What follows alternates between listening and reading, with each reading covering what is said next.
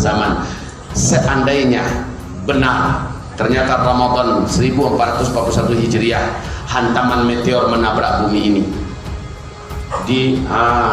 Ada yang lupa tadi menyampaikan ya, Pak. Rasul mengatakan hantaman meteor nanti terjadi di pertengahan Ramadan di hari Jumat selepas sholat subuh, kata Nabi. Selepas sholat subuh. Bila kalian mendengar, maka larilah kalian ke rumah, tutup rumah kalian, pintu, jendela, lalu masuklah ke dalam kamar dan berselimutlah dalam selimut, sujudlah ke arah kiblat, bacalah Subhanal Quddus, Subhanal Quddus, Subhanal Quddus, Rabbunal Quddus. Yang melakukan itu dia akan selamat, yang tidak melakukan itu dia akan binasa dan celaka. Hari Jumat, pertengahan Ramadan. Silakan lihat kalender Hijriah kita 1441 Hijriah ini. Silakan lihat hari apa jatuhnya tanggal 15, pas hari Jumat. Pas hari Jumat. Sementara tanda-tanda kemunculan Al-Mahdi itu munculnya setelah hantaman meteor, Pak. 3 bulan setelah hantaman meteor Imam Mahdi muncul. Maka adab-adab tentang hadis dhaif kita semua sudah tahu. Dia tidak jadikan landasan akidah. Dia tidak bisa jadikan dalil dan hujah dalam urusan usuluddin, urusan pokok agama, tapi dia bisa dipakai dalam urusan fadail amal. Hadis dhaif juga tetap dimuliakan dan naik derajatnya apabila ditopang oleh hadis dhaif yang lainnya dari jalur riwayat yang berbeda-beda, maka naik derajatnya menjadi hasan li ghairi. Hadis dhaif tetap lebih ditinggikan perkataan Rasulullah dibandingkan perkataan manusia manapun di bumi ini. Hadis dhaif apabila dia terjadi sesuai dengan kenyataan, apabila hadis dhaif itu berbicara tentang masa depan, maka hadis dhaif ini naik statusnya menjadi sahih dan kita wajib meyakininya. Nah, sekarang kita bicara tentang hadis dhaif berkaitan dengan apa yang dikatakan Rasulullah, nanti hantaman gelegar meteor itu menabrak bumi kalian di akhir zaman terjadi pada hari Jumat selepas kalian melaksanakan sholat subuh, kata Nabi, di tengah bulan Ramadan. Bila kalian mendengarkannya, maka pulanglah cepat ke rumah, tutup pintu rumah kalian dan tutuplah jendela kalian, semua ventilasi tutup, masuklah kalian ke dalam kamar dan kuncilah pintu kamar kalian dan berselimutlah, sujudlah ke arah kiblat dan bacalah Subhanal Quddus, Subhanal Quddus, Subhanal Quddus, Rabbunal Quddus. Yang melakukan ini dan membaca ini dia akan selamat, yang tidak melakukan ini maka dia akan celaka binasa. Kalau kita hubungkan dengan pernyataan Abdullah bin Abbas radhiyallahu anhu dengan sanad yang dia dari Mujarir bahwa meteor inilah yang akan menimbulkan dukhan. Nah, sekarang saudaraku, coba antum buka di kalender Hijriah kita 1441 Hijriah. Sekarang kita di 1441 Hijriah ya. Buka di kalender. Lihat hari apakah tanggal 15 Ramadan besok. Tanggal 15 Ramadan besok hari apa? Antum akan temukan sebuah fakta, Ramadan 1441 Hijriah, pertengahan Ramadannya atau tanggal 15 Ramadannya tepat hari Jumat.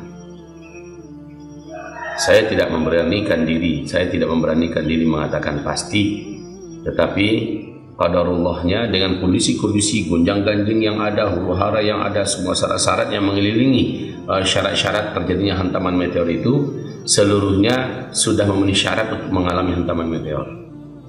Nah, bertepatan Ramadan besok itu tanggal 15 Ramadannya pas hari Jumat. Kita lebih baik melakukan persiapan amal yang lebih baik kita persiapkan diri kita. Dan kalau seandainya kita bisa melakukan persiapan yang sifatnya kebendaan, persiapkan sekarang. Kalau Nabi perintahkan persiapkan makanan yang bisa bertahan selama 1 tahun. Kepada kawan-kawan semua, saya sarankan masing-masing antum siapkanlah apa kira-kira bisa bertahan selama 1 tahun makanan, khususnya mendekati Ramadan. Andai ia benar terjadi, maka gelap gulita 40 hari 40 malam mau kemana? Air nggak ada, karena teknologi akan musnah dengan hantaman meteor itu. Kalau kita di lantai sekian hotelnya, capeknya luar biasa turun naik, kegelapan gelap gulita, makanan kemana mau dicari? Oke, banyak orang jual kurma, mungkin bisa kita borong kurma di sana. Lalu bagaimana keluarga yang ada di rumah?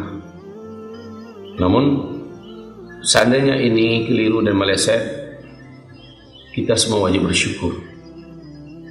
Tapi kalau ini tepat dan benar, maka kita sudah melakukan antisipasi dan persiapan yang patut dan pantas. Saudara seimanku, dimanapun berada, setiap kita harus berpikir kemana harus pergi di masa-masa berat dan sulit tersebut, dan apa persiapan kita. Persiapan yang terkuat dan terbaik itu adalah doa, amal soleh yang banyak. Doa dan amal soleh yang banyak, doa amal soleh yang banyak, tawakal pada Allah Subhanahu wa Ta'ala. Toh tidak semua orang memiliki kemampuan untuk melakukan persiapan, apalagi pergi ke daerah perbukitan, membangun sebuah perkampungan muslim dan sebagainya, seperti yang saya sarankan.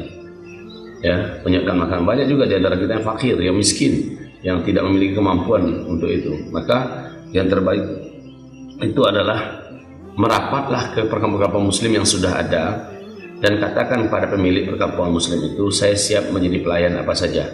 Mungkin melayani bagian mengambil rumput-rumput ternak, mungkin melayani bagian membersih-bersihkan masjid dan sebagainya. Ambil kaplingan apa saja yang bisa kita kerjakan agar kita bisa bersama dalam satu komunitas orang-orang beriman di sebuah perkampungan. Perkampungan itu yang harus memenuhi syarat: jauh dari laut, tinggi dari laut, jauh dari gunung berapi, jauh dari kota, di tempat yang subur, punya sumber-sumber mata air, bukan sungai ya, sumber-sumber mata air, dan bisa bercocok tanam kita di sana, dan bisa beternak, bertani. Inilah syarat-syaratnya. Syukur-syukur kalau langsung bersebelahan dengan hutan lindung. Nah, saudaraku yang dimuliakan, untuk yang akan berangkat ke tanah suci bulan Ramadan ini, mendengarkan nasihat ini, maka tawakal pada Allah, berangkatlah. Coba di situ menjelang pertengahan Ramadan, saya sarankan, pokoknya tanggal 12-13 ya, borong kurma sebanyak-banyaknya, bawa ke kamar hotel, borong air minum, ya. Kalau seandainya tidak terjadi apa-apa, maka kurma itu bisa dibagi-bagi pada orang puasa, ya, bisa kita sedekahkan. Kalau terjadi apa-apa, minimal selama 40 hari 40 malam kita di kamar itu, kita sudah ada antisipasi, kita sudah ada kurma, kita sudah ada air bersih, air minum. Ini bagi yang berangkat umroh ya, untuk tahun 1441 Hijriah besok ini. Dan memang sehabis itu teknologi sudah tak ada, maka untuk pulang ke Indonesia sepertinya tidak bisa. Sudah berniatlah untuk berbayat dengan Imam Mahdi di sana, karena setelah hantaman meteor di bulan Ramadan, Syawal, Dzulqa'dah, Dzulhijjah, baru bulan Muharramnya Imam Mahdi itu dibayat. Dan antum ada di sana. Cuma nggak tahu bagaimana cara antum berinteraksi, sementara mungkin saja antum nggak pandai bahasa Arab, ya, bahasa Inggris juga belepotan. Kenalan di sana nggak ada, semua orang pada panik seluruhnya. Tapi saya yakin pasti ada solusi dalam setiap kesulitan. Tak mungkin pula Allah akan menyanyiakan para tetamu-tamunya. Pasti ada kesulitan. Sebanyak apapun kekacauan di situ, tetap saja ada solusi yang akan diberikan. Kalau memang kita syahid di sana, Masya Allah, alangkah indahnya ya, syahid di tanah suci. Baik, saudaraku yang kami cintai, inilah kabar dari saya, informasi dari saya, buat kita yang di Indonesia, buat kita yang di tanah suci sana, dan buat kita yang berencana untuk berangkat pada bulan Ramadan. Mudah-mudahan bagi kita yang hidup di kampung-kampung ini, kita yang ada di daerah ini, buatlah ide-idenya, lalu kerjakan ide-ide ini, buatlah. Demikian dari saya, semoga bermanfaat. Subhanakallahumma wa bihamdika, asyhadu an la ilaha illa anta, astaghfiruka wa atubu ilaik. Itu yang mengerikan. Apabila pertengahan Ramadan itu tepat pada hari Jumat. Dengan semangat dia membacakannya, membuat orang yang menontonnya akan tertarik dan mungkin percaya. Dan memang dusta apabila diulang-ulangi, disebarkan, terkadang bisa menjadi sesuatu yang diyakini oleh manusia kebenarannya, padahal itu hoax. Dan Rasul sallallahu alaihi wasallam mengatakan, "Man kadzaba alayya muta'ammidan falyatabawa maq'adahu minan nar." Barang siapa yang sengaja berdusta atas nama aku, hendaklah dia bawa kursinya, tempat duduknya ke neraka. Maka jangan mudah-mudah menyebarkan hadis palsu, hadis dhaif, kecuali memberikan penjelasan. Akan ada yang mengawasi, mencatat. Tapi mungkin sebagian mengatakan, Ustadz kan boleh meriwayatkan hadis dhaif, kan ada ulama yang berpendapat seperti itu, kan ada khilaf di antara para ulama. Nah, Anda akan sebutkan para ulama yang membolehkan meriwayatkan hadis dhaif. Yang pertama, mereka mengatakan ini dalam fadailul a'mal, dalam fadilah beramal, bukan dalam menceritakan hal yang gaib, yang mana itu berkaitan dengan akidah seorang hamba nanti. Boleh mengamalkan hadis-hadis dhaif dalam fadailul a'mal dengan catatan 3. Yang pertama, hadisnya tidak terlalu dhaif, kalau yang tadi palsu. Yang kedua, hadis ini masuk dalam kaidah umum sebenarnya. Yang ketiga, tidak boleh meyakini ketika mengamalkan bahwa itu dari Nabi SAW. Hanya orang ini hati-hati mengamalkannya. Maka hadis palsu, hadis yang dhaif sekali tidak boleh. Kalau antum mau menyampaikan sebuah hadis yang dhaif, sampaikan kalau ini dhaif, kalau ini palsu, agar orang faham dan mereka tidak tertipu dengan apa yang kita sampaikan. Barakallahu fikum. Apa yang akan terjadi besok disampaikan pada saat itu. Jadi malaikat di langit pun tidak tahu besok terjadi apa kecuali nanti malam. Gak ada yang tahu gaib kecuali Allah nih. Nah, kata Nabi SAW, syaitan susun-susun badannya sampai ke langit pertama dengan hikmah Allah. Kemudian mereka mencuri informasi dari malaikat. Dengar, ini besok hujan di mana, siapa mati, siapa begini. Lalu mereka akan temukan banyak malaikat di langit-langit itu yang memanah mereka dengan anak-anak panah berapi. Dan itu dari bintang-bintang, serpihan meteor itu, itulah anak panah malaikat. Sisa anak panah malaikat. Makanya dalam surah Al-Mulk Allah bilang tentang bintang apa? وَجَعَلْنَاهَا رُجُومًا لِلشَّيَاطِينَ. Dan kami jadikan itu sebagai rajam bagi syaitan-syaitan yang datang mendengar, gitu kan? Baik. Syaitan-syaitan yang lolos tidak sempat terbakar, mereka pulang menemui teman-teman mereka dari dukun-dukun itu.